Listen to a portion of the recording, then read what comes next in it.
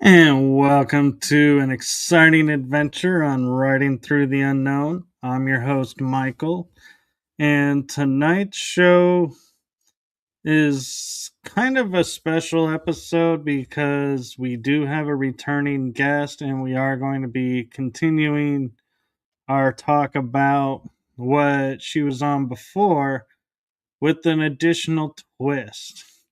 And that twist is I had a session with her, so we're going to incorporate that into today's show somewhat. So I am going to turn it over to the one, the only, super wise, extraordinaire, Jen Nunez.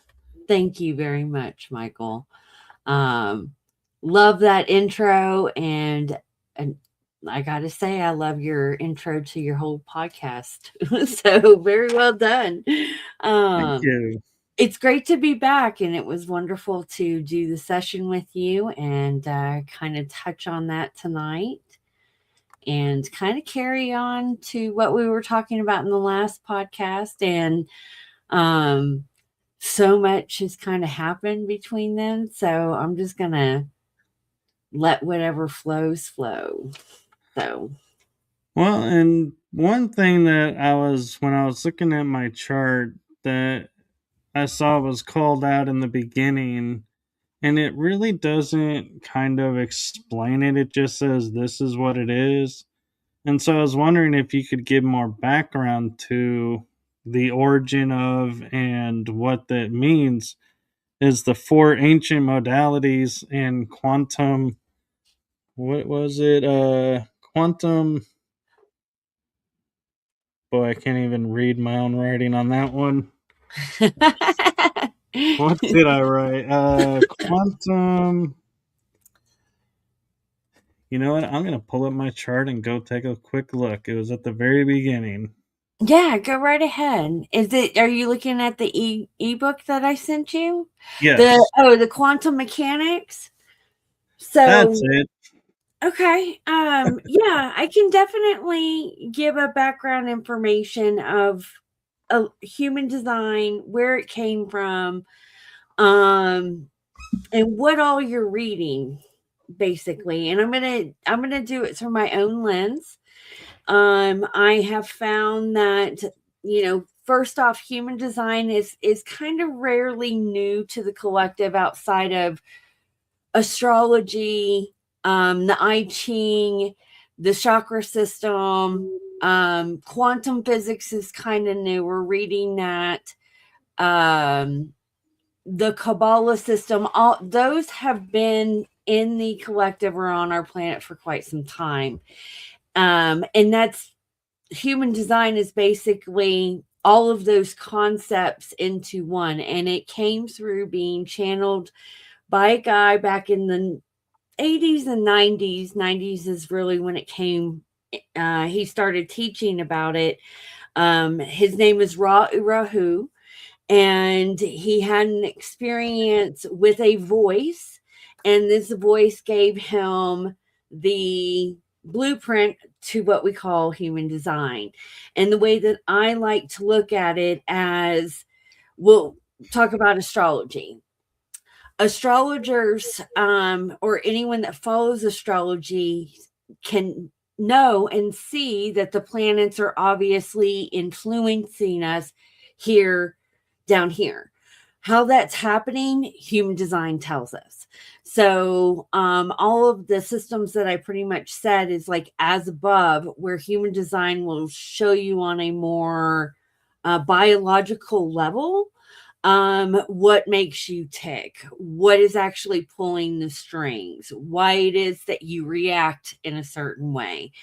um where the quantum mechanics come in is that we now know that, quantum theory is happening. We are creating our own reality. How do we do that? Well, we react by the energy inside of us.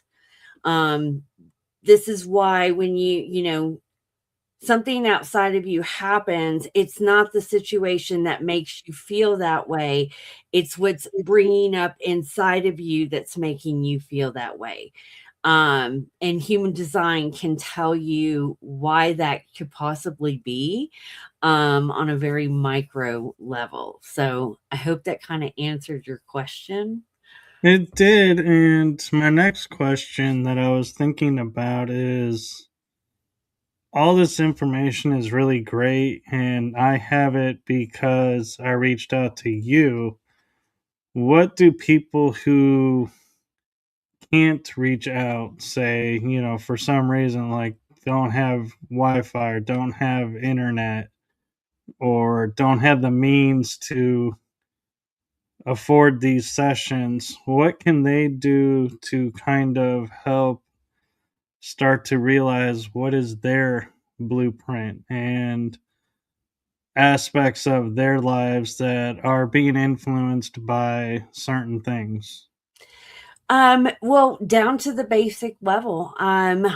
You need a software first to pull a chart. I don't um to be honest, I don't recall coming across anyone who has not pulled a chart, where it does not involve like a software hand. I don't know if that is possible. I'm pretty sure at one point in time it was.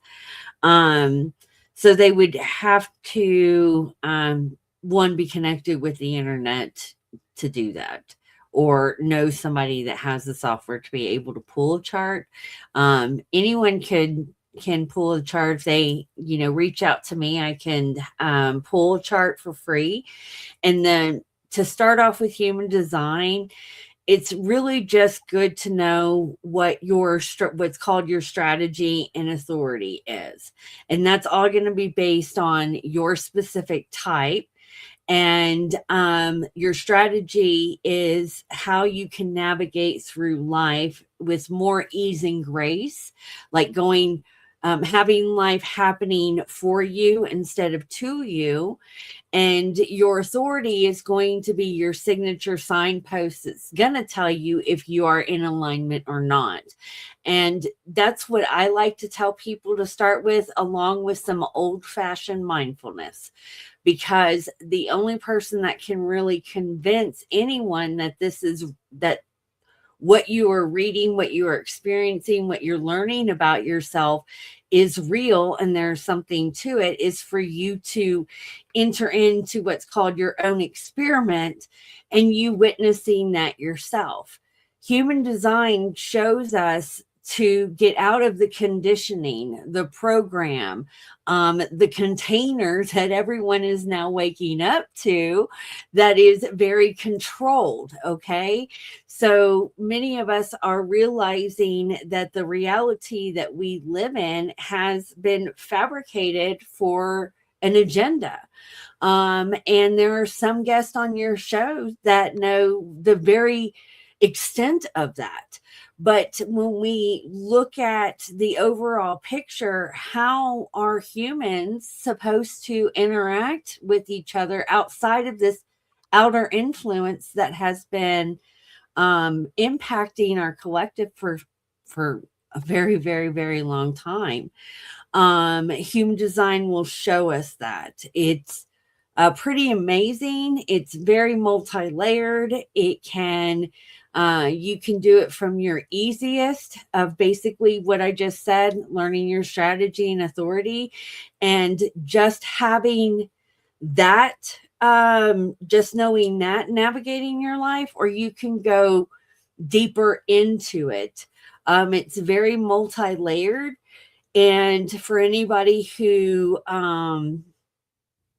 when you do get into human design, it will tell you a lot about yourself. It will tell you about the people that you incarnate with, your family, relationships, all sorts of different things. I mean, I love it. It's helped me transform my life.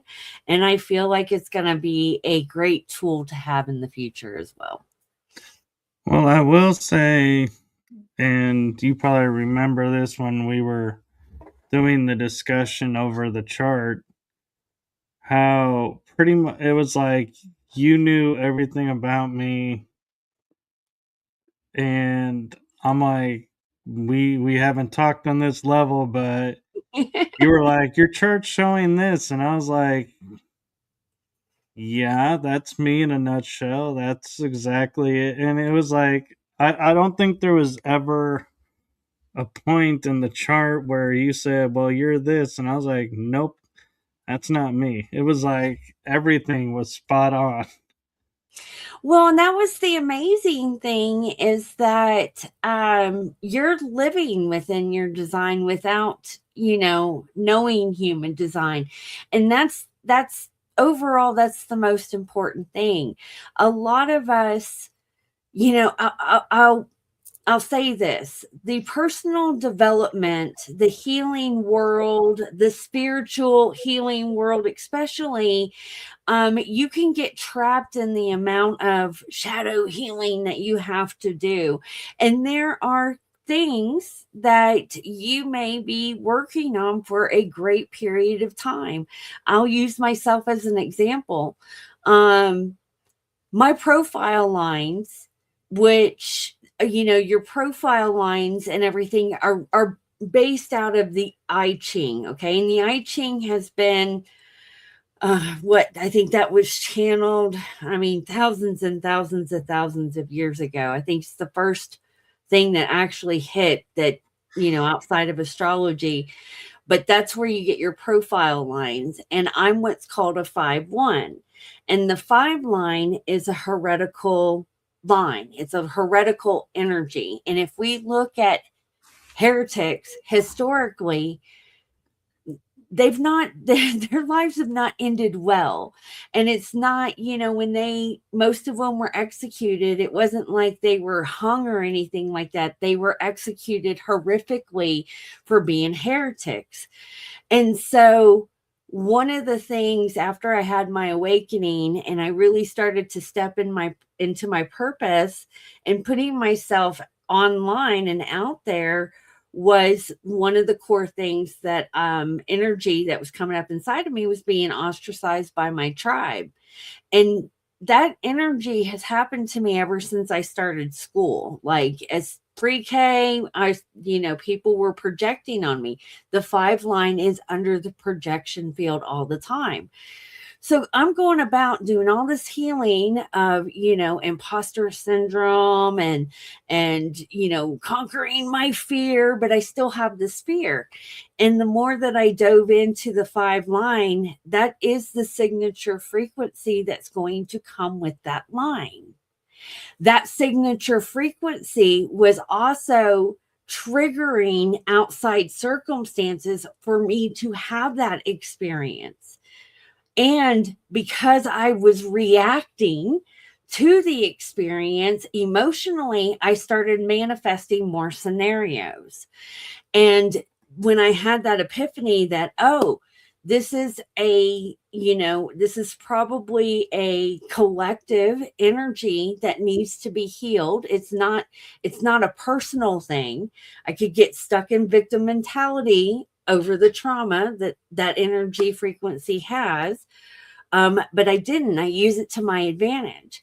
And I just looked at it as, I am here to share what I find through in a heretical way. If people like it, they do. If they don't, they don't. But God made me in a certain way. And so I'm going to step into that. But for a long time, I was acting out of shadow, or how the terminology is in human design. It's the not self theme. And that's the shadow aspect. And I could have also spent a lot of money, a lot of time, and a lot of energy trying to heal something that is just a frequency there. I like to look at frequencies as a radio. The radio station is on that frequency. I have the choice to turn up the volume or not. Right. And what's interesting is I have it as my second line. And when I think about it, is how you're describing it is and I don't remember if I brought this up during the session or not, but I took on a major family issue thinking this was mine to fix and underwent a lot of self healing to heal it, to find out after 20 years or 30 years of working on it to go one day and wake up and go, this ain't mine. And let it go. And just as soon as I did, it's like my entire perception and everything changed. And I was like, man, why couldn't this come like, 20 years earlier? I know. So your profile is a 3-5. You have that 5 line too. So you're going to be in the projection field. And your 3 line is going to the 3 line is always bumping into things to figure it out. So you're going to have all these scenarios just kind of pop up into your life, but people are going to project on you through that 5 line, and the 5 line can be viewed as a savior. So what you just said too, in that 5 line, that what the 5s tend to do, because we are in the projection field and people will look at us to solve problems or anything like that, we will go ahead and commit to that. So we end up saviorizing ourselves in the process. And I've gone through that too, where I've woke up and I'm like, what am I doing? Yeah. why am I doing this to myself? So kudos for you. I mean, it may not, it may take us some time to get there, but we get there. Yeah. Hopefully, people listening to this, may get triggered to awaken sooner and not have to spend the 20, 30 years we did. Some of the younger generation, I am pretty proud of them. I think that they are seeing things. I have come across some individuals where I'm just like, man, if I just had that wisdom when I was your age, but that's not part of my story either. Yeah, and I think I remember talking with you about, what we went through forged us into who we are. And so if we went back and did the shortcut, so to speak, and had the epiphany sooner, I wonder, you can't help wondering how different we would be today. Would we even still be on the same path? Or would it have Mhm. caused us to vary off and be like, okay, that's done. Okay, let's go do this now. And it's like, wait, you were supposed to do a whole lot more in this area, but now you left it because you feel it's done. Mhm. Yes, amen on that one. Um, I don't. Yeah, it's been one hell of a journey, but I mean, at where we're at in this game and everything that's going on, I don't. I won't change who I am today. So Yeah. And I love the fact you're wearing a Back to the Future shirt because it's so fitting to what we're talking about. it's been the theme of the day, apparently. Um, yeah, I was trying to get more vintage shirts in. Seems to be my theme this year. I go through that. I'll be like, I'll find like all these shirts and be like, I liked that show. Yeah, let's get that.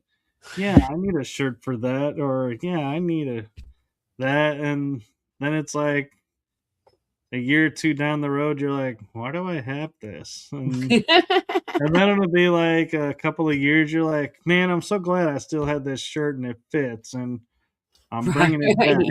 back. Yes, yes. Um, did you have any other questions that popped up on your human design? Well, one of the things I was curious about too is the processing, when you I forget where it is in the chart, but it's like for me, I'm able to almost like a one and done. I see it, I learn from it, and then I let it go, and that's just who I am. And other people are, I see it, I learn from it, I share it, I relook at it, I learn from it, share it, and they go through a longer process. So, how do these two different patterns coexist? Because I find at some points it's like, you could be looking at something and you're done, and somebody's looking at something like 5 days later, still looking at the same thing, and you're like, come on, seriously, we're gonna keep going here? You're gonna make me rehash this? And so I don't think it's fair to that person, but I'm also like, but this is who I am. I'm already done with this, and you keep wanting me to bring it back up. And so, what advice do you have about that? Well, I would totally. So on the right, there's so many multi-layers to human design. On the first layer, I would say that has everything to do with your type. And so there are basically four types. There's just one type that's kind of split into two. Some people say there's five. The majority of society, as we know, are generators and manifesting generators. Still a generator, and that's what you are. And then you have the other three types that are manifestors. I'm a manifester. You have projectors, and you have what's called reflectors. Okay. Generators and manifesting generators, that's exactly what you're describing. Y'all are designed to skip steps. You're generative. You have all these energies. You're go, go, go, go, go.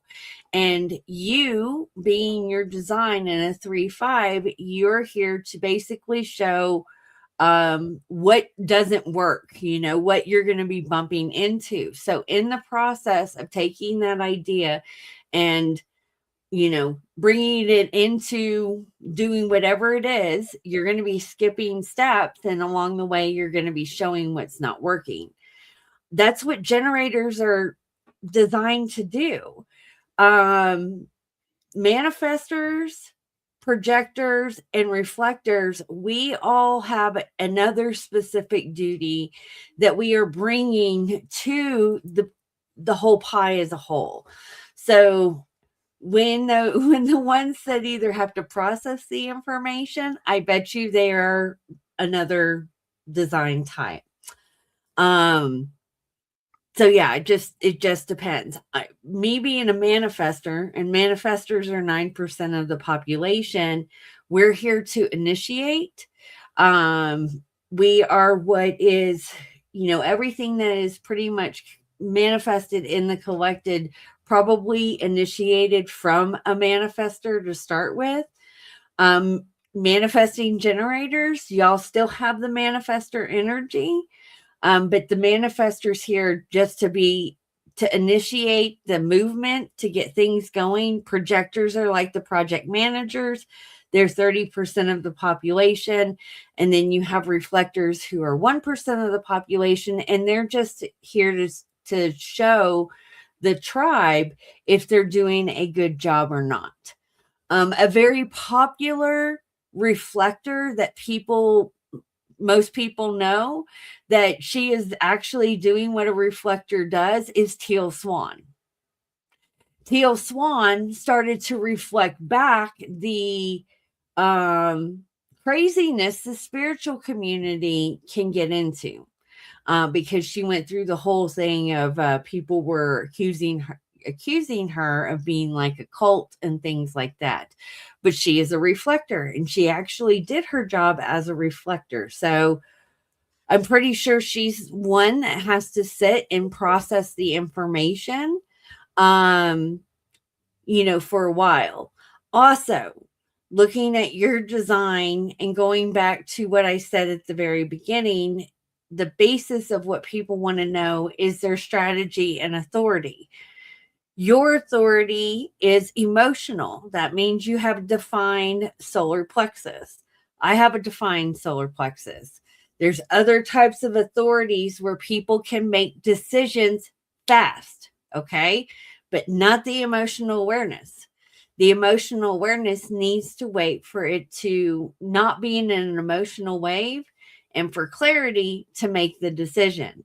And the reason we do this is because sometimes we say yes or we say no to things when we are in a high emotional wave or a low emotional wave.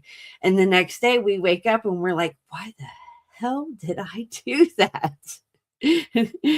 So there's a couple of different mechanics that can be playing the part, to answer your question, but that's what I would look at right away. You're designed to move fast. I'm designed to dissect. And I am one of those that now that I know my design and I try to apply it in every area of my life, I don't make decisions too fast. I have to dissect things. So I'm wondering, as astrology is tied to this, there are signs that are congruent and collaborative, signs that are you are just not going to get along. Mm-hmm. It's forecasted, it's just not going to happen. And since astrology is a part of this, does the types have collaborative and anti-collaborative, to where it's like manifesting genera never get together with, say the what was it, trying to think of the one, it was started with the F, I think it was the reflector. Oh, That's yes. one. Yes, it does. Human design. I don't have a particular formula. Your human design is also showing us what your aura is doing. And so sometimes when we come across another person and our aura is connected with their aura, you can tell right away, if you're going to like someone or if you're not, if you're going to get along with. That can all be dissected by, when our auras are meeting, our designs are going to start to change because I'm going to be filling in your centers, your open centers. If you have what's called hanging gates, that means that the channels are not connected. Those are all going to start to feel connected and everything like that. And depending on what that is, yes, it can. If you don't know human design, you can have more friction. If you're not in your true self and you're acting out of your shadows, that can cause friction. I have gate 45. Gate 45's purpose in the collective is the one that after the resources are gathered for the tribe, it is the one that steps in to distribute the resources for the tribe. Okay, it's a tribal energy. And I have been in scenarios with other people that it can be very intimidating and triggering because it is a leadership gate. And when we have resources, it's much needed because I'll give you an example. Let's say it's, everyone wants to have a community. Okay, we have a community, we have all this food, shit hits the fan. There's some people out there who would go through the whole food in a week when we need to stretch it out for 3 months. Gate 45 is the one that comes in and says, oh no, we're going to do it this way, and starts to distribute. So it can be controlling. It can be very dominant because that's what it's there for. That's what it's there to do. But I've been in scenarios with people where they get triggered, and then they start to project on me that I'm being controlling. And I'm like, no, I'm just doing what naturally comes to me. Sensible thing. Exactly. Because on the other side of gate 45 is gate 21, and gate 21's purpose is to collect the resources for the tribe. It is the hunters that go out and kill the meat and bring it back to gate 45, and gate 45 is like, here, I'm going to feed the whole tribe with this meat instead of, you know, the whole tribe starving. So because I know it, I know what it is. When I see that coming up, I can laugh at it and I can dispel it instead of like getting all up in my feelings and, oh, this person's thinking I'm controlling. And I mean, all sorts of different things. So, to answer your question, yes, it can. There's multiple different reasons and why that is. But yes, you put a bunch of manifestors together, there can be friction. I can't help wondering now when we look at, like, and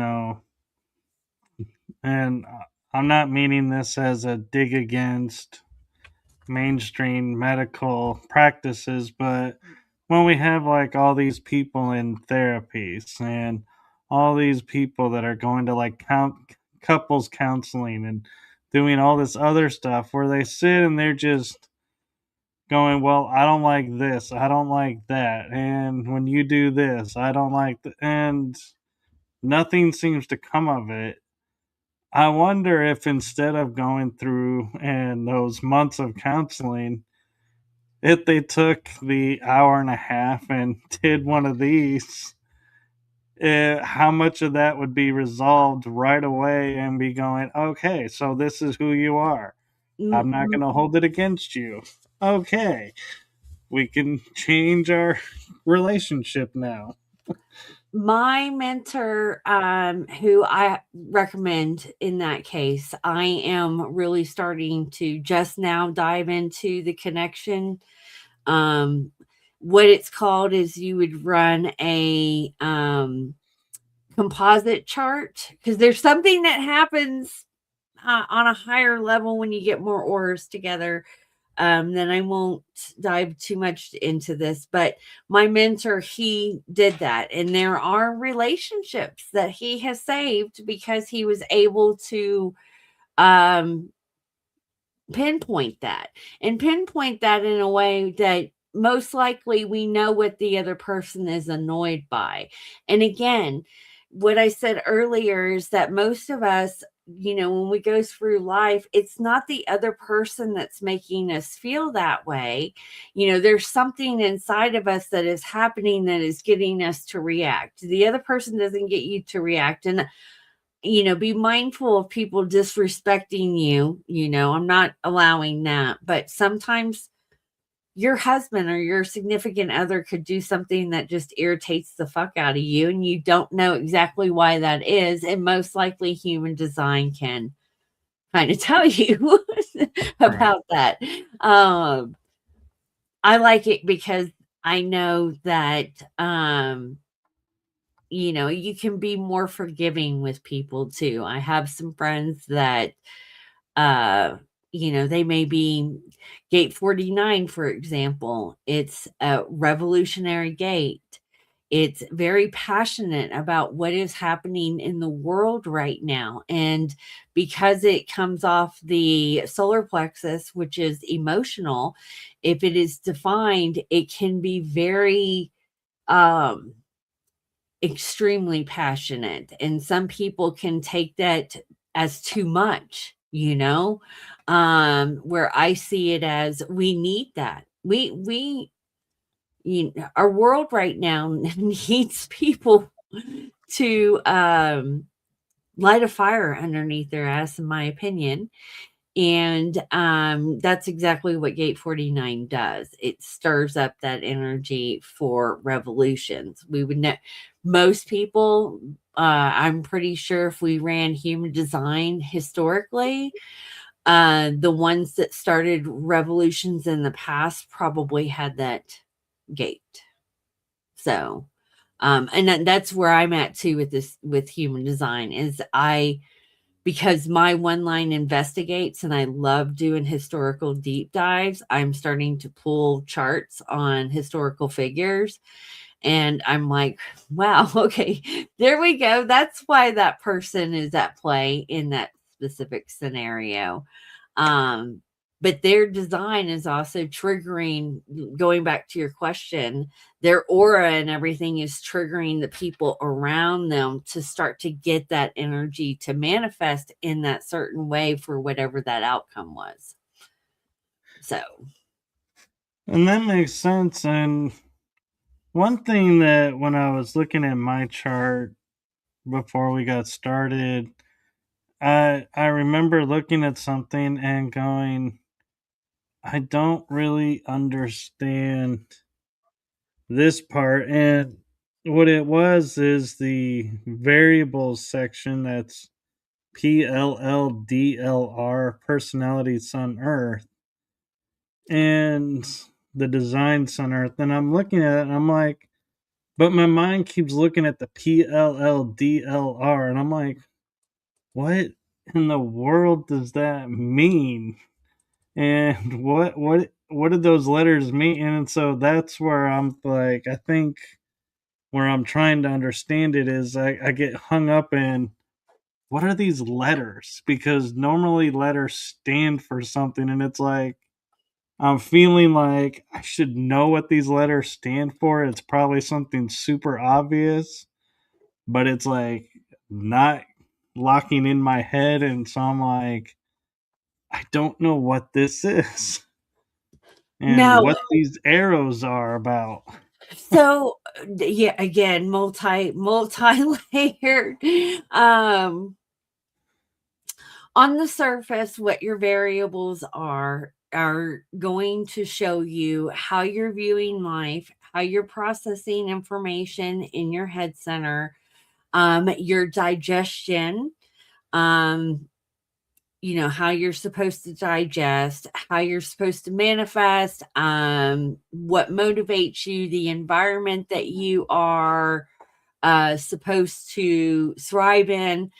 To be honest, I don't know exactly what the total PLL or what the letters mean, but the variables and the arrows on the human design chart, it's just another layer of telling you um what your senses are. It's really the way you're viewing, how it's calculated. I'm not, again, it's like the package that I gave you was the full report. So let's just say that it like had the master level. That's what you're looking at. But I feel like it's important because the way that we view life is very important. If your arrows are facing all left, then that means that you can be very mechanical and strategic. I have a friend that is like that. So any new information that comes in, he breaks it down in a very strategic, mechanical way. Where right, when your arrows are facing right, you're more open to the information. You don't have to get out a notebook and write every single note down. You just kind of absorb it. It shows you how you learn better. People learn better when they have notes, when they're writing everything down as they're listening. I don't learn that way. I have to do two things at once. So I absorb the information a lot better when I am walking and listening to a podcast. If I'm multitasking, when I read books, I like to listen to the audiobook and read at the same time. I absorb the information a lot better. So when you get into your variables, it's just like another layer. Each one means a different thing. It kind of gives you different information. I would say that's like a level 3 or level 4 in human design. But when you start to go through your book, that's what I was checking. When you get into the senses, that's what's going to tell you more about yourself, your motivation, your environment, your digestion, the way you're viewing life, how you process information, and so forth. So, And what's kind of funny is as I'm listening to you, my mind goes, oh, so it's personality left, design left, right. And I'm like, oh my God, how did I not figure that out before when I was looking at it? Going, oh, that's what that is. yeah, Is that is on page 32 is where it'll go into. Again, I can't right off the bat, yeah. I can't remember exactly what the PLLDLR mean. Um, but But yeah, it looks like because I have the two arrows pointing left and then the two arrows pointing towards each other below, and it lists personality first, then design. right. And so I'm wondering, and I'm looking now at it and going, oh, is P the top and the two arrows are pointing left? That's why it's PLL. And It the two might arrows be. pointing together is design is left and right. They're pointing at each other. It might be. That's a good perception. I will have to look into that because now you got me curious. But basically that is what that specific the variables are doing. It's just showing us another layer of information, how you're processing information. The difference is your design side is your personality side is based on the day that you were born. And that is what you inherently know. That's your internal world. And the design side is calculated 88 days before you were born. Because when Ra channeled the information, he believed that the soul did not enter the body until 88 days before its entry into this world. It was there, but it was kind of watching the vehicle being created. The driver had not stepped into the vehicle yet because the vehicle was not ready to go, kind of how the suit wasn't ready for the soul to enter. Right. And that's when your aura starts to come online. That's when your nervous system starts to come online. That's when your everything really starts to connect to the outer world, because prior to that you're in your mom's belly. So that's the difference between the personality and the design side. The design side is stuff that it really rules in the subconscious. It's not that you can't notice the energy happening in the moment, but you really have to practice a lot of mindfulness. That's why I say that's going to be your best tool. It's going to be your best tool regardless right now, is to practice some mindfulness. But you'll be able to actually witness the energy. In the design side, that's our body, that's our aura picking up on the information before this even has a chance to register. And how that's being registered will show you in the variables depending on your arrows.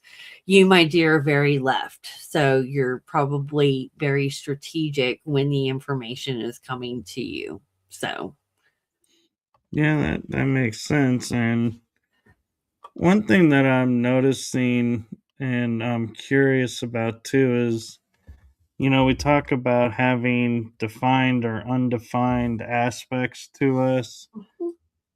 Does Have you ever come across someone who is like 100% everything is defined or 100% everything is undefined?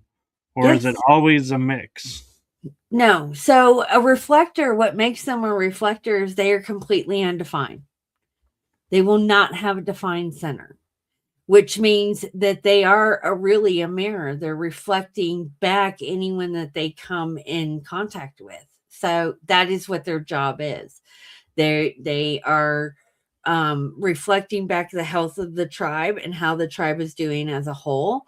And their decision making process is to wait for 28 days. Their whole life is really tied to the lunar cycles. So they go through Luna's journey every 28 day tied to that. They're very sensitive people. Now, I have come across only one person I have pulled a chart for that was fully defined, and that threw me off too, because our open centers are going to be our greatest teachers. We between our what's called the hanging gate or the open centers is where we are attracting other people to fill that in. So when you are fully defined, you probably feel really secure in your energy. You're not having to, outside of your gates or anything like that. Yeah, you're probably you feel it's probably a little bit different type of energy because all the centers are actually working together to complete like a massive circuitry, okay, in the mechanics of your body. Um but I've only come across one. It's not I don't want to say it's rare, but it's not common. And outside of that majority, all the other design types, the manifesting generators and projectors, we're going to have a mixture. Some defined centers, some not. Some may only have one center defined, so forth. Okay, so for example, I have 8 defined aspects, 2, or no, not 8, 6 defined, and 2 undefined. So I don't need to work on the undefined to make them defined. They are exactly as they're supposed to be. So I'm just looking at it as like if someone's wanting to do shadow work, they don't look at this and go, "Oh, this is undefined. I need to everything else is defined. I need to do shadow work to make that defined." It's still multi-layered. So if you're going to use it for your shadow work specifically, and that's what I like to, I would start with your open centers because your not self theme is going to manifest there the most. Looking at yours, I'll say one that I see a lot playing out in the collective that I'm really good at pinpointing the energy at this point is the ego center. Okay. So the ego can be, when it is undefined, it has the tendency to prove something that it is not. And the energy frequency that comes off of that when people are acting and they're not self theme is very icky, especially if you're in the spiritual community and we are all raising our vibration.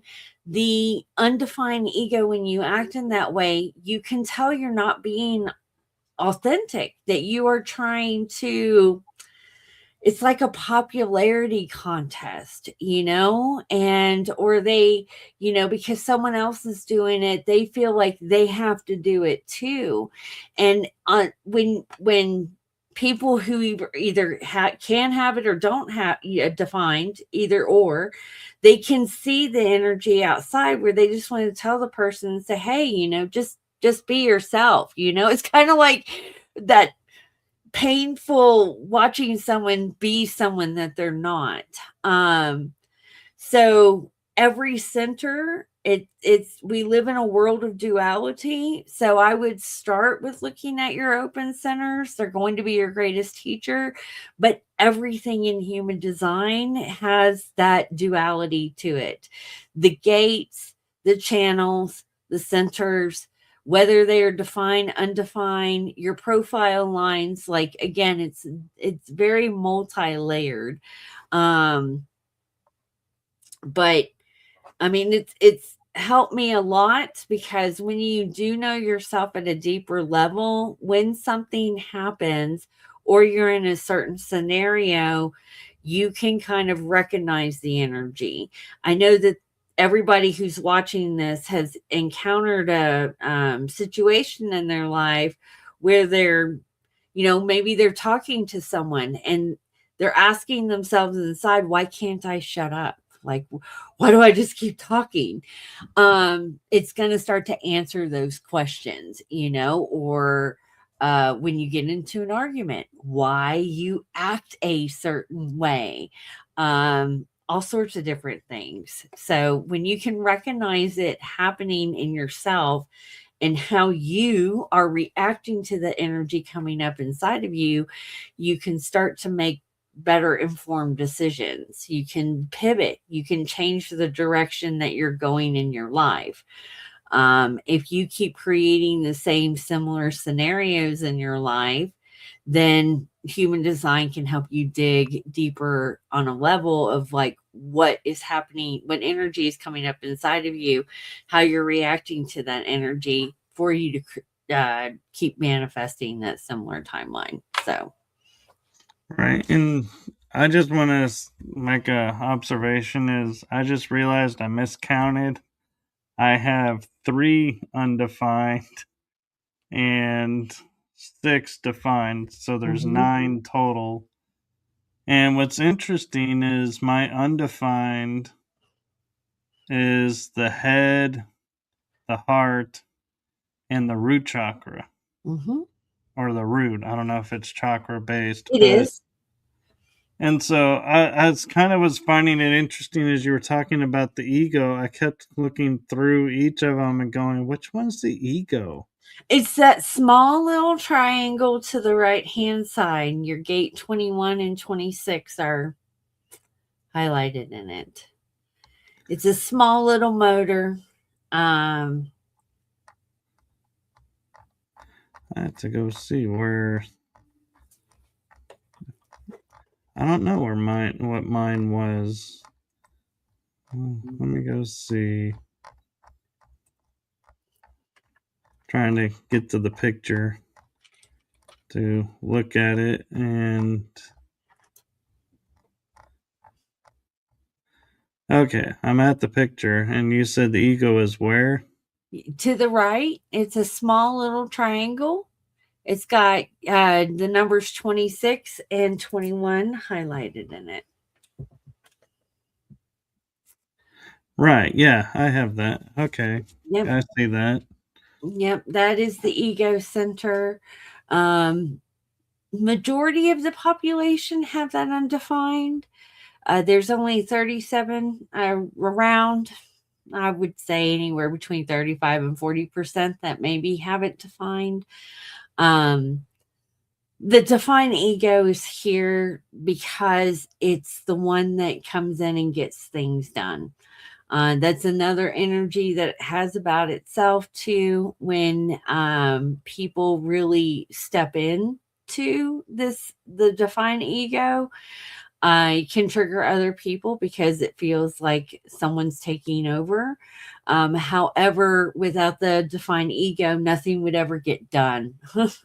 That's what it is there for. It's there to kind of take control and have that pushed energy. That is why it is a motor center. It's just one of the smallest ones that we have in the body. So, but yeah, it's I don't see you acting in your not self theme. And I told you that in your reading. Right. You know that, but people who have this undefined, they can try to prove something that they're not, and they don't need to. They just need to be who they are, and the more that they are just who they are, the more that whatever they are seeking by trying to prove themselves will manifest a lot more. So you also pointed out you have an open root. I have an open root. This is just a constant freaking pressure. root pressure, survival pressure, pressure to get things done. When this pressure comes in, it needs to, and for me, it's like it needs to be done right now. And you try to do things to relieve this pressure that you are constantly under, just to find relief, but that's the pressure. Doing the things that the pressure is causing you to do is not going to relieve the pressure. It is just you recognizing that the pressure is there. You also said you have an open head center, so you also have the two pressure centers, or the open head center and the root. You're in a pressure sandwich. So you are in the pressure of trying to formulate your ideas and get them out. You also may spend a lot of time thinking about things that don't matter. What I mean by that is, going to a place and noticing something on the wall and thinking about that thing for 30 some odd minutes, only to get to the conclusion of, why was I thinking about that? What is that going to do? Why do I have this knowledge? That is spending time thinking about things that don't matter, but that's only because you're in this pressure sandwich to just kind of formulate those ideas. Again, knowing that when you see the pressure, especially with my open root, when I feel the pressure coming in, I talk to it. I'm like, that's not my pressure. I'm not going to cripple myself because I'm feeling this pressure to do or go, or it's root related is the best way that I can kind of explain it. So I burnt myself out in my business and ended up resenting it big time because I was responding to the pressure. And it can be crippling sometimes if you don't know what it is and you don't recognize it. All right. And one thing I'm also noticing that is interesting, and I don't exactly know what it means, but it's something I've been noticing, is looking at my picture where the red and the black, meaning the design and the personality, are in the same line. Only in one spot are they not equal. Is that normal, or is that something like that one that's not equal I need to work on to equalize it? No, your black and your red lines, the black lines is what's conscious, the red line is unconscious. The reason that they are equal like that only means that at the time of your birth and 88 days prior, that sign, that planet was in that particular line. So I'll give you an example. You have gate 12 both on the personality and design side. Gate 12 on your personality side is in Jupiter and also in your design side. That just means that planet, it's a further planet. It takes longer to move through the gates and everything in the signs and the astrological signs. So that's why you have it double. Okay. Is what that means. So when you have planets that are closer to the Earth, like the moon, most likely it's not going to be in the same sign or the same line because it just moves faster. But to add a deeper level to that, so with your gate 12, you have gate 12 in both sides, but it's not a full channel where it's connecting to gate 22. Your gate 12 is going to be seeking gate 22 to complete it biologically. Right. Because that is the duality. That is where we can get into the yin and the yang into human design. Just like I mentioned earlier, gate 45 distributes the resources For gate 45 to distribute the resources, it needs the resources which gate 21 provides. That's the yin and the yang of that energy. So every gate, and on the other side of that gate by the channel is its companion, so to say. So if you wanted to add another layer of shadow work, you can always look at the gate on the other side. When it's not completed, that's what it is called, a hanging gate. So what's on the other side, biologically, you're going to want to seek. Okay, that makes sense. And I'm also a little curious because the design is subconscious, right? Where personality is conscious. Mm-hmm. Is it normal that the subconscious and conscious aren't equal? That like I think I have more red lines Mm-hmm. than the black lines. Mm-hmm. Yes, because you can have on the personality side, some of the planets can be in multiple different lines. So yes, to answer your question, you can have more red than black. It doesn't, you have the same amount of black, but you may not see it because there's stelliums that happen in our astrology chart. So it's going to also affect the certain gates. One gate can be multiply defined by the planet or what's happening astrologically. And again, tying in astrology would just give it a deeper flavor of how that specific gene is really manifesting itself, because that's what the gates are. The gates are tied to the I Ching, and the I Ching is tied to the 64 hexagrams in your DNA strand.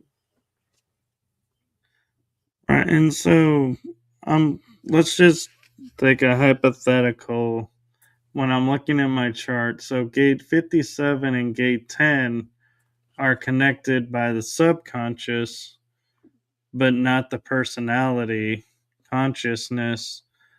But because it is connected, I don't need to do shadow work to make both of those connected. It's already connected, so don't Well, yeah, prepare.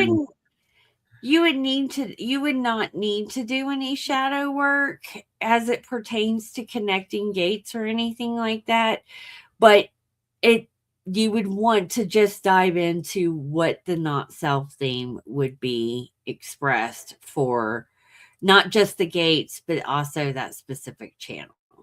So, um, I'll give you an example. So that is the 1057.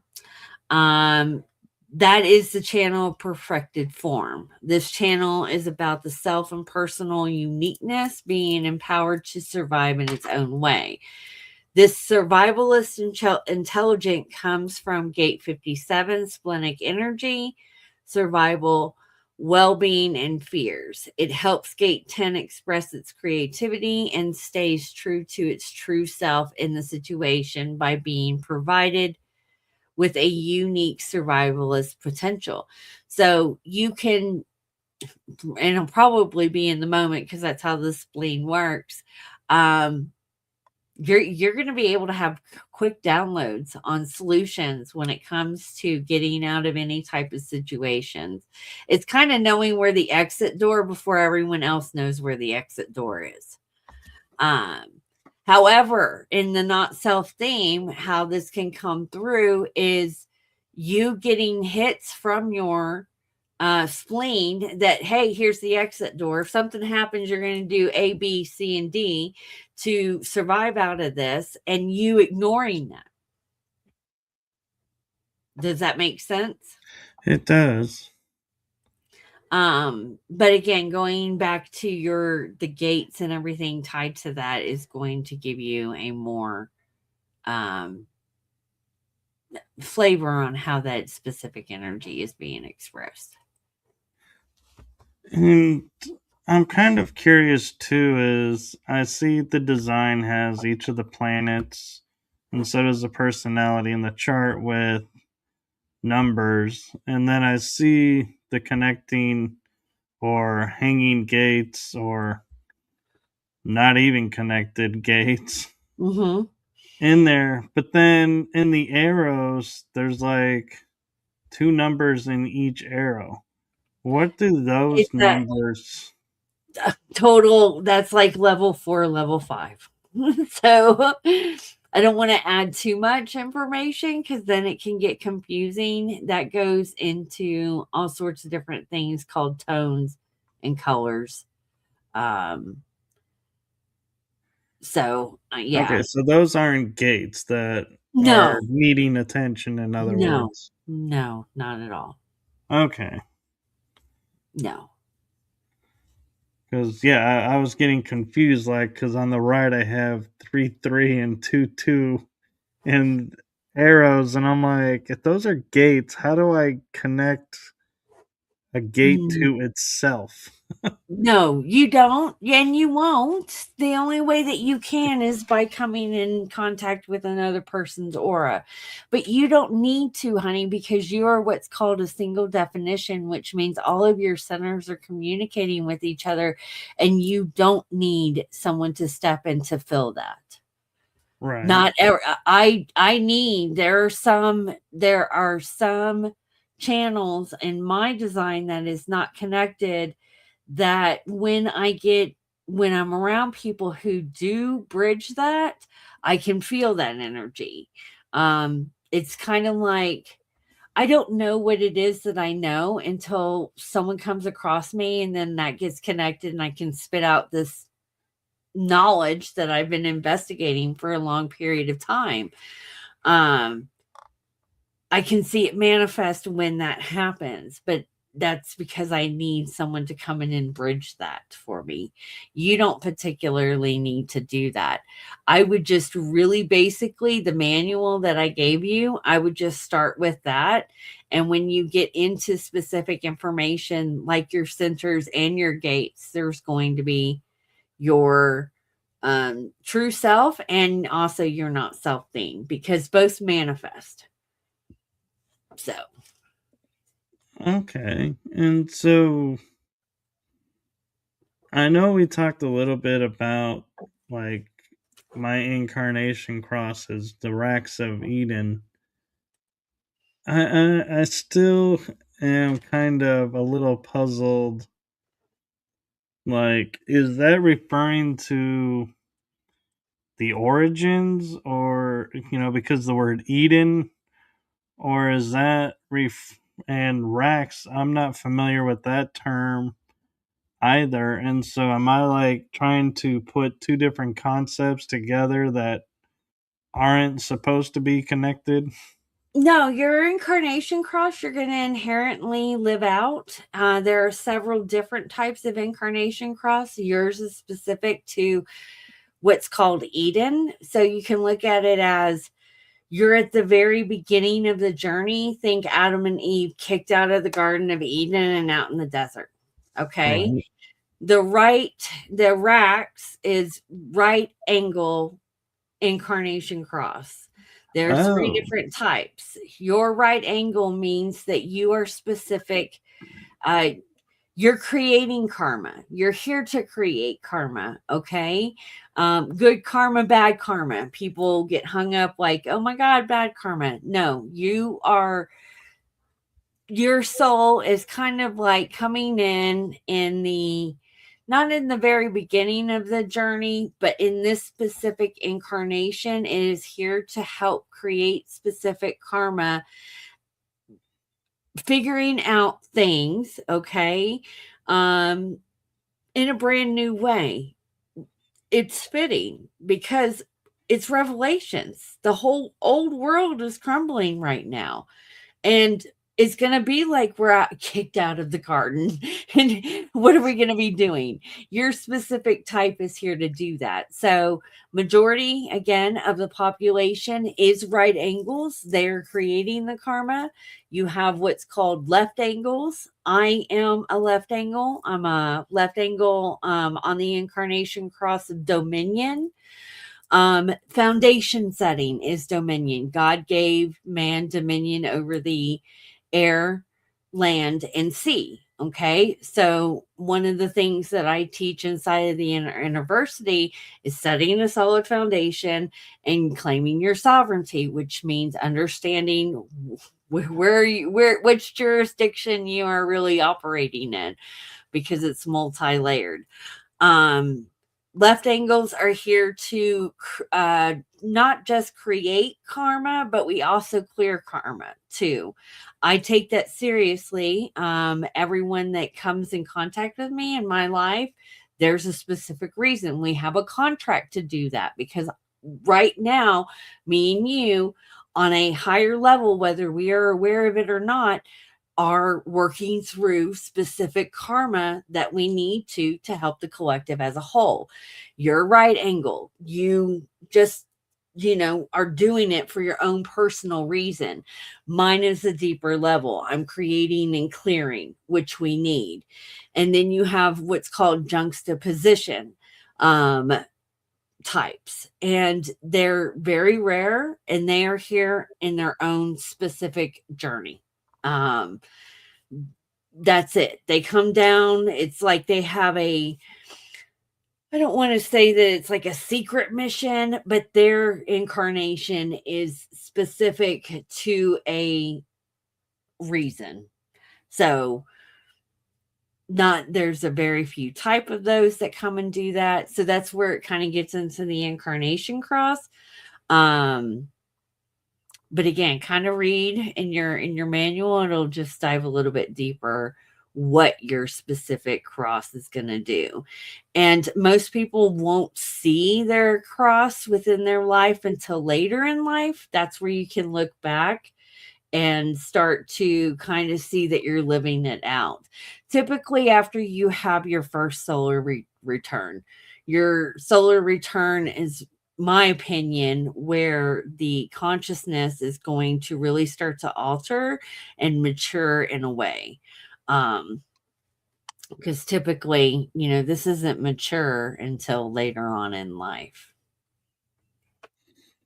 Right. And what I'm finding also interesting and liking is there's the connection to the planets and celestial objects versus going, okay, yeah, this house, which I never understood what a house was in astrology, because my mind looks up in the sky and I'm like, there's no houses up there. What are we talking about? What are we creating here? And so I like that it's just the planets, and that you don't sit there and go, oh well, this isn't no longer a planet. No, it's a planet. It doesn't matter which type of planet now that we're defining those, which I find highly kind of insulting to nature, that we are taking what they created and said, oh no, we're gonna reclaim and redefine what you did to fit our needs. It's like, what? Well, you can pull charts that look like astrological charts through human design. And that's just like another layer. Even if you add into the astrology, the best way to look at the houses is that the first houses 1 through 6 has everything to do with you and your internal world. Your internal world, what's happening in your personal world, in all areas. So personal, spiritual, mental, and physical, how you look physically, how you make money, your family life, all of that personal, where the top part of the astrological chart is going to be connection with other people, how that is playing a part on the world stage. Um, Adding human design into that is just another layer of flavor. So that's another thing that I personally have been tracking, because as the heavens move up above, stars, the moon, the sun, and everything like that, it is impacting your design right now. That's something completely different when you start tracking the transits, but it'll affect the way that you feel, act, and I'm just trying to pay attention, um, by checking in on a daily basis, like what's happening up above and how that is affecting me and how I'm feeling. Sometimes I can wake up and I'm like, why do I feel so funky? And then I will look and there's either a transit going through the emotional center. And so I'm like, okay, I'm just feeling funky today. Doesn't mean anything outside of me is making me feel that way. I'm just processing energy. And the more that I don't get in my head about it or take it personally or start adding in healthy habits, like, just to help transmute it, I can have an easier day and a more compassion day than triggering a bunch of people because I just feel funky. I have to tell it. I woke up this morning feeling funky and I told the people around me that, hey, I just I'm feeling it. Let me have a moment. Yeah. I'm kind of noticing because I'm seeing now the gates, and I didn't get that far before, and as you were talking about them, I'm seeing like personality of the moon being driving force is Gemini, and so I'm like, okay, that's the twins. Okay, I can get that. And then when I go down to design moon, driving force is now Aries. Is it normal that the signs are could be opposing or different signs? Absolutely, because your design site is going to be calculated 88 days prior to your birthday. So the moon's, for example, it changes signs every 2.5 days, roughly. So if your moon was in Gemini, 88 days prior to that, it wasn't in Gemini. It was going to be in Aries. So that's how that's calculated. But you don't, again, you don't need to know astrology. You don't even need to. That's just a additional layer. I don't even know how many layers human design is, to be honest. So I don't want to get anyone confused, or if you don't know astrology, you don't need to add that in. You can. It would just make a little bit more sense. I have a Gemini moon. That's the mental, okay? So your mind works very dualistic, and you have it defined in gate 35, which is, why do I not see gate 30? Where's the moon? Oh, okay, here it is. Gate 35 is going to be in your throat, and it is basically the gate name is for change and progress. So the gate of change is always it seeking. It has like a desire. It wants something new. It has a need for change. It needs to change things. It has the potential to see things that need to be changed, and so therefore it wants to speak up, and it can do that in a very Gemini way. Geminis can be very playful, and also with that change, because Gemini is the twins and dualistic, you know, you may change your mind about things too.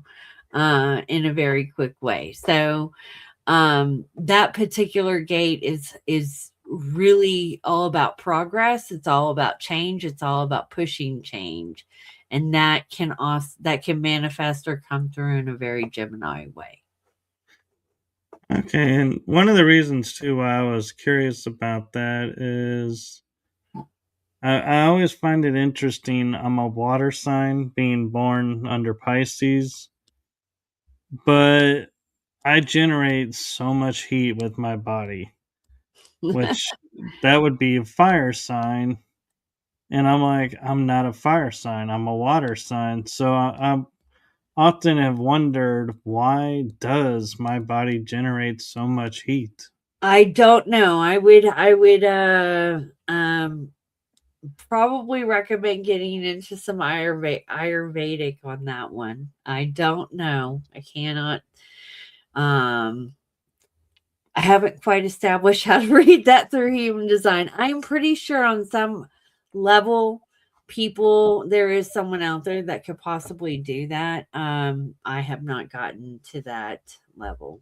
So, but any Well, more questions? not that are coming to mind, and we're actually at an hour and a half too. Yeah. It's we're getting close to it, so it's like perfect timing. And I just want to say thank you for your patience and explaining that. And I think, in my personal opinion and my hopes, is people see this and what we were discussing and seeing how it, clarifies who we are and how it explains what we do in a way that they could see it firsthand, that people sit there and go, hey, I'm feeling stuck in this. Maybe I should contact Jen and get one of those and help, push the stuckness out and get everything flowing and find answers to questions that we may not even know we had, or questions that have been plaguing us and going, I don't understand, why I do this. And having this done gives you that answer. And so my hope is that everyone watching this, and when I say everyone, I don't mean every single person who watches it, although Jen would love that, but the people that are drawn to wanting those answers will contact you and seek out those answers and start the process. And by no means am I sitting there and saying, hey, now that I've done this test, I don't have any shadow work or anything to do because all my answers are here. That's not what I'm saying. I'm just saying it'll open doors that have probably felt stuck, and awarenesses that you didn't know you had. That's where I'm hoping you'll go with it and help you move forward. Yes, it will. You know, the more that I recognize or see just the energy happening in my own life, there's definitely something to this. And this particular show and what we've been talking about is just specific to the individual. The reason I'm passionate about it is because there is something that happens when we connect together all of our auras that is also playing a part with how they are controlling us as a whole, how we're being programmed, and all this other stuff. So the more that we can learn about ourselves, it's kind of like we are taking back little pieces of our sovereignty. And but that, even though that human design is kind of fairly new, they know the powers that be that want to control us as humanity know about this, and they'll prey on the different centers. And so when you can kind of recognize things in the moment, again, you can just kind of make better choices. And for anyone that's watching that would like to dive a little bit deeper, I mean, even if you don't have any money for a session or anything, and you just kind of want to know what your type is, definitely reach out. I'd love to have a conversation with you. And the free report really basically will give you the information to kind of get started. And there's so much information on online now that you can just kind of dig deeper into that. But yeah, I feel like it's going to be a great tool for humanity as a whole moving forward. And one question I kind of curious about, as we're talking about, being programmed and everything is there a specific defined or undefined aspect that makes some people more not accessible, what's the word, more Influenced or able to be susceptible? susceptible to the programming, and some that are like they'll take it and then they're like, wait, nope, something's not right, and break out of the programming. Yes and no. I have been actually investigating that because the shadow side of the open head center, for one, can be influenced by secondhand thoughts. And so true ideas and everything that are manifested into the collective really are originating from someone who has a defined head center. Okay. I have a defined head center, but there's a shadow to the defined head center. That's where I feel closed mindedness comes in. And being too in your certainty, sometimes I can reject outer information where the open head center is more influenced to new ideas. So it can go in multiple different ways. It's really just kind of being mindful of how you could be possibly influenced. Um, but I'm still investigating this myself because I know that they are programming us through a lot of our centers and the open centers. Most people who have the open route, we tend to, especially when what I have found with working with clients when they're building their own businesses, the ones with the open route can tend to have more burnout and struggle with hitting their goals that they have for income, because they're the ones that tend to add more on their plate than is necessary, um only because we're trying to do stuff to relieve that pressure. And it doesn't matter how much you put on your plate to relieve that pressure. Nothing's going to relieve the pressure until you stop responding to the pressure, really. Um, so it can be multiple different ways, but I do feel that they use that to keep us distracted. You know, going on the open route, it's survival. And people right now are trying to just survive, and they are trying to survive in multiple different ways. Working, I had a friend on my timeline who had a breakdown today because her son said that all she did was work, and she doesn't have a choice. And I know that she probably has an open route too, just by what I know from her. And, she's just trying to survive, but she's also trying to do stuff to relieve that pressure. But it's like they can't get ahead because that center, because of that pressure, is going to get you to do things. So Right. And that makes sense. And I put the riseuniversity.com site on. Is that where you want people to go? yeah, absolutely. That's the first point of entry, and then they can find me, send me a message, pretty much anywhere on social media. I'll reply. I am currently having my assistant help me with kind of revamping my website, so they can just send me a message and I can send them the link to download their chart.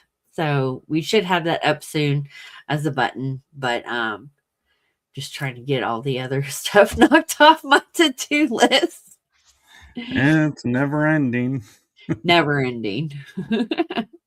And on a personal note, I have added a QR code to the screen, and that is if you wish to donate to the show to keep it going and being able to have such amazing guests as Jennifer on, feel free, any amount you feel comfortable with donating. 100% of the proceeds go towards me and the shows, and I use that money specifically for shows. And so I would like to say, being a guest, Jen gets a cut, but my guests don't get paid. I don't get paid. And so we are doing this and sharing this information from our heart source. And so thank you to everyone who's watching and supporting both Jen and Rise University and my shows. We can't do what we're doing without your support. So thank you so much. And as with last time, I'm going to do it again for you, Jen. Is my heart to your heart, my shows to you. Thank you for what you're doing. And thank Thank you. you for being your authentic self. It's seen, felt, and appreciated. Thank you. You too. Thank you for being in your true form. Thank you. And yeah, and just on a fun note is when we were talking about all of my chart and everything, there were moments where we were sitting there laughing about the results and going, "This is so you." And I was like, "Yeah." And we'd be laughing about you couldn't go the other way. It's like it just isn't you. And I was like, "Oh, but and she would be laughing where I'd try to say, "Oh, I could do," and she's like, "Nope." So Mm-hmm. there is some fun to it as well. So don't think everything's gonna be like, "Oh, it's this, this, this." There is a little fun side to it as well. Yes, and that's the joy and the blessing that it does bring, because sometimes we can take ourselves way too serious. And now when I start to see certain energy that may not be my most pleasant side, when I can see it come up, I can laugh at it and just kind of laugh at myself. Again, I'm going to reference my gate 45 because I recognize it. Sometimes it can come in and get and be controlling about certain things. And when I see it, I'm like, okay, I just laugh at myself about it. I don't have to react to the energy. I just, it's there. And at the end of the day, it is just energy. And you can not take yourself so seriously and take this journey called life so seriously.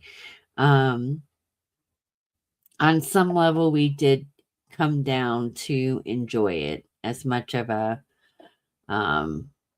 shit show of a container that we are in. Um, when we do know who we truly are, we kind of it's a blessing.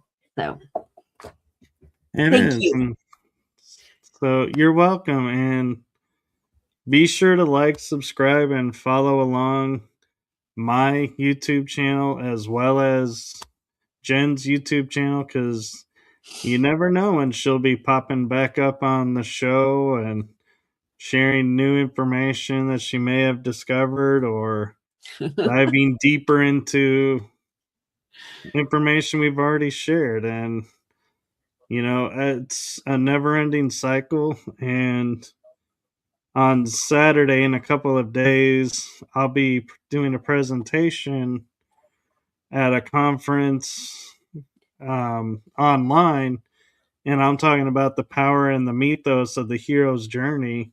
And I can't help but kind of be like looking at all that was just unveiled to me through this process, going, so that's why this hero's journey happened at this point, and this hero's journey is going on now, and this hero's journey is yet to come. Is It's all entangled. Mm-hmm. Yep. Pretty amazing. Good luck on your conference too. Thank you. And with that, I'm going to say good night to everyone. Have a wonderful night. And as a little humor to end the show with, I'm going to say in full disclosure, Jen and I are operating on not full sleep. So I am so grateful that this came out and turned out the way it did, because we both were like, yeah, we're both operating not at 100% with No, sleep. And so we're like, I'm hoping this will go well.